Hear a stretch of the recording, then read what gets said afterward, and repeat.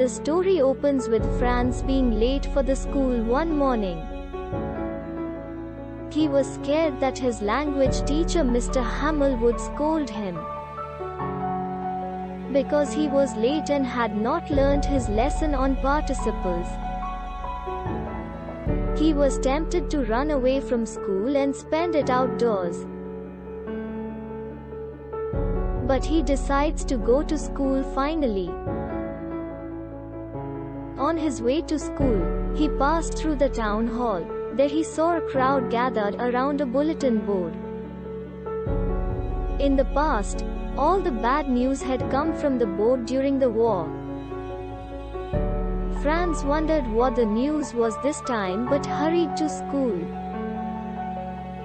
When Franz reached school, unlike other days, there was an unusual silence. He hurried towards his classroom.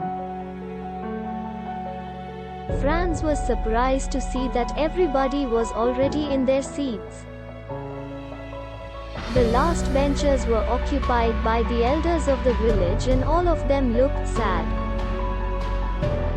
Mr. Hamel also seemed kinder than usual. He was dressed in his special clothes which he wore only on special occasions. Mr. Hamel announced that it was his last French class. There had been an order from Berlin that only German would be taught in schools of Alsace and Lorraine. After this announcement, Franz was overcome with feelings of regret, for he had wasted his time in petty things.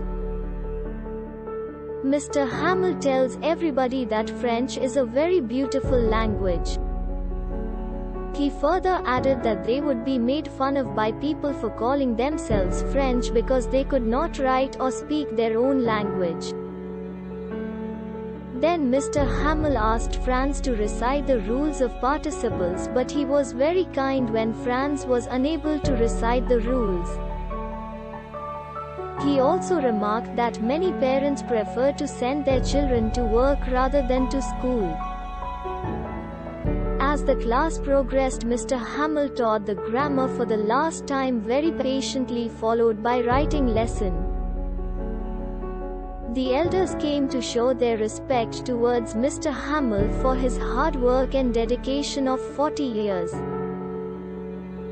At 12, the church bell struck and it was the end of their last lesson.